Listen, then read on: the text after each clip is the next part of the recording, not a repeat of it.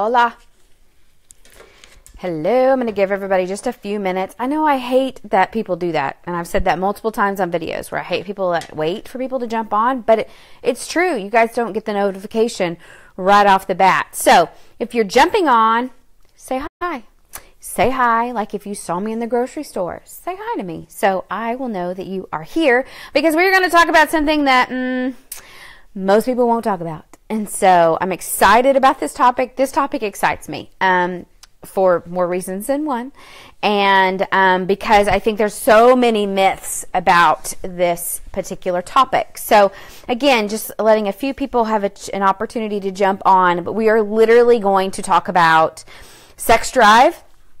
And we might get a little bit into the actual idea of an orgasm and you know what that means for your health. But I think I'm going to save that for Tuesday's topic, because it's a really good one and I don't want to waste time. So as you know, that this is the Self-Health Hero community. So this is a private community. So the best thing that you can do if you want to share this video in particular is to share this group. Invite somebody to this group. And let them, obviously tell them about this group, tell them what it is, and then you can tag them down below in the video. Now, they may not actually like to be tagged in a video about sex drive or whatever. Maybe that makes them uncomfortable, and that's okay too. I am a little bit pale, guys. Let me see if I can fix it. And that's okay too, but that's the best way to share the videos in this group because let me see. Whoops. Sorry. Oh, dear Lord, where'd I go? Okay, that's better. Because you can't share this actual video because it's not shareable, because it's a private group. And the reason why I do that is because I want people to really want to be here. They really have to have a really good mindset about learning this type of health, because it's not Western medicine and it's not the mainstream and it's the real deal. So again, if you want to share, if you sat around with your girlfriends and you guys have talked about, oh, I gotta go home, my husband's waiting up on me to have sex. And in fact, a funny story is I was with a friend not too long ago, and we were driving around and talking, and we got to her house, and she noticed that her husband was still up, and she was just like, oh, keep driving because he's waiting for me to come home and he'll eventually fall asleep if we keep driving. And so I had to chuckle, but this is common. It's common among women, but I will say this, one of the first myths I want to bust is that it's just among women. We're seeing it more and more among men as well, of having poor sex drive, and I'm going to talk about what that actually is in just a minute. I'm going to talk about 3 myths behind all this. So anyways, if you sit around and you just chit-chat with your friends or whatever, and you're just like, I just don't want to do it, I just don't have the drive or whatever, then I want you to share this video with them, because I want them to have some perspective on that. And we're going to talk about 3 myths. So I'm going to get started because I have approximately 20 minutes before my 5-year-old gets home. I don't think it's probably a great topic for her to sit in a live with me. Do you? No. So, myth number 1 is that it's an age thing. Myth number 1 is that it's an age thing. Now, I'm not going to lie to you. There's women on this video that will see this video. There's women that I'm friends with, and I have been that person before. I knew better, that there's women that actually use this as an excuse. Oh, I'm getting older, so I'm not supposed to have a healthy sex drive. And I'm going to use the word sex drive very loosely, because I actually don't even agree with that term. But have this feeling or desire to have sex. So, I'm in my 30s. It's supposed to go away, right? Well, that's a huge flippin' myth. Not that you want to be aware, and maybe you want to close your ears for this, la la la la la, so that your husband doesn't know either. But you can have a very vitally thriving sex drive well into your 80s. Well into your 80s. Now, it may not be what you want to think about, but you can have a really nice sex drive well into your 80s. Now, whether you share that with your partner or not, that's up to you. But stop using age as an excuse. It is not an excuse. We don't just lose sex drive as we get older. Other things start breaking down, yes, and it can contribute to your desire to have sex, but it's not a prerequisite. Just because in 30 and 35 and 40, dang sure is not a healthy age for that to even start to diminish. Other things are happening within the body to create that, and those things are fixable, and it is a red flag that you are having some desires for sex issues. Again, sex drive, whatever you want to call it.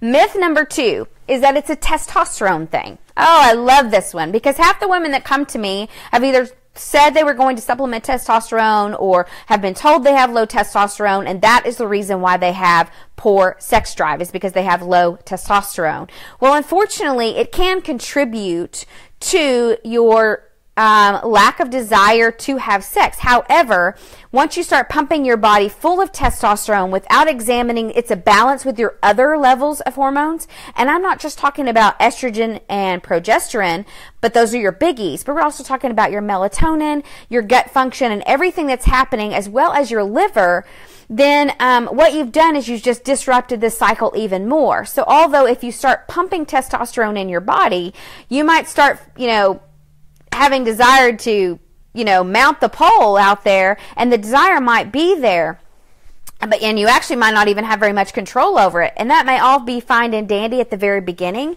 but it will diminish, and then there will be side effects. So also, too, the other side effects are of too much testosterone or deepening of the voice, hair in places that you don't want it, and the list goes on and on. So again, you want to have a good balance between your progesterone, your estrogen, and your testosterone, as well as your other hormones in the body that nobody talks about. Serotonin, dopamine, melatonin, all of those things. You want to have a good balance. You want to have a good harmony. When you have that good harmony, that means that the juices can flow. And you can have an easier time of getting more excited or feeling in the mood.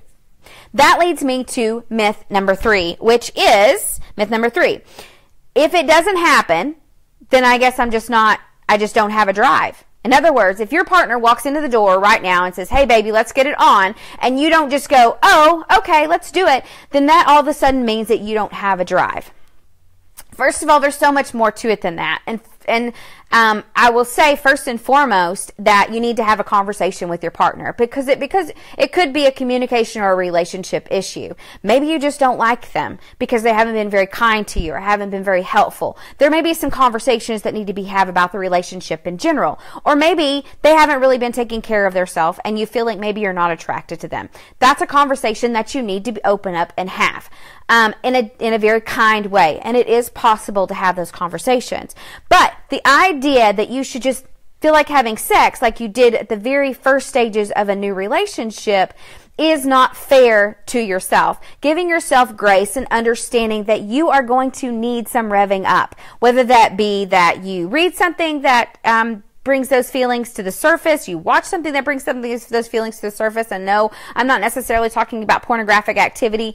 You can take it wherever you want within your relationship, and you can communicate with your partner what is good and what isn't good. That's between you and them. Nothing's right, nothing's wrong as long as it's good for you guys. But it has to be stirred up. It just doesn't happen.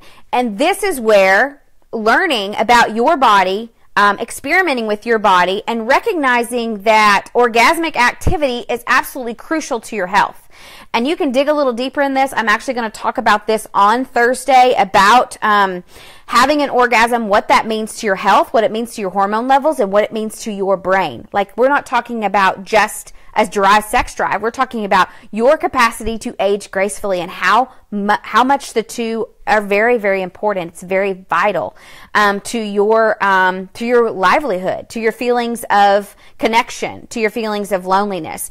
And I will leave you with this thought. So again, to recap, I've gone through myth number 1 is that it's just an age thing. Excuse my language, but bull on that. Actually, I'm not even going to say it. Bull on that. Because it's not an age thing. Women can be well up into their 80s and have a very nice, decent sex drive. Myth number 2 is that it's a testosterone thing. Bull on that. And then when you get into start supplementing just your testosterone, you're going to screw some things up. You want to make sure that you're having good, liver filtration. You want to make sure that your gut is in check. So poop in a cup and send it off to a lab. If you need some help with that, I can help you with that. I'm not going to help you poop in a cup, but I will help you order the test and then interpret the test results for you. And then myth number 3 is that it just should happen. It just should be there. And that's not true. Our bodies are not machines. They need to be cultivated. They need to be revved up. They need to be taken care of. And that could just as much fall on how you feel about yourself versus how you feel about your partner. So again, you can only change you. You cannot change your partner. You can have good communication between you and your partner, and that does make a difference. But you have got to learn to love yourself. And a part of that is where the big orgasm conversation comes into play. And you being okay with that and understanding how vital it is to you as a woman and why God you made you that way in the first place. And thank God that He did. And thank God that He did. Can we just get that out of the way? Because it's an amazing, amazing thing that not all creatures on this face get to experience. Okay? So again, you've got to learn to see it as something amazing and something that's a gift and something that you're, that is designed to happen on a regular basis. Okay? And that all goes down to if you don't use it, you will lose it. So again, sex drive may mean that the well is run so dry because you didn't contribute to the process that you lost the fun, loving, sexual healing feeling, okay? And that may very well be the case. Everybody's case is different, and when I work with my patients, all of them have different reasonings behind what's going on with their sex drive, all right? So again, I'll talk more about the big O on Tuesday and how important it is and what it actually means to your body to have that, and how the different myths behind that. But I've given you 3 myths behind sex drive today. Again, I will say you need to double check yourself because it may be a conversation that you've just chosen to label yourself as somebody who doesn't have it because you don't have the desire to have it with your partner. Okay? But again, if you think back, that's how cheating happens. Because somebody would say, I don't have sex drive, when technically they could go out and have sex with somebody else that's not their partner, when it's a you and a partner thing. It's not actually a drive thing. And that's where good communication comes into play with you and your partner. But also understanding that all your functions in your body contribute to your sex drive, not just your sex hormones. Not just your sex hormones contribute to your sex drive, okay? Your psychology, your psyche, your liver, and your gut all contribute. So if you have the opportunity, get in contact with a really good functional diagnostic practitioner, poop in a cup, and get it figured out. All right. If that is something that you have information on or want more information on, message me. If not, share this. Invite your women friends that you sit around with, every so often. You talk about, I gotta go home and have sex with my husband or whatever, my partner or whatever. Invite them here because they need to know. And again, they may like using it as an excuse that they're getting older, that they don't have one anymore, but it doesn't have to be that way. And more importantly, it's a vital part of you living and aging gracefully. Okay, peace out.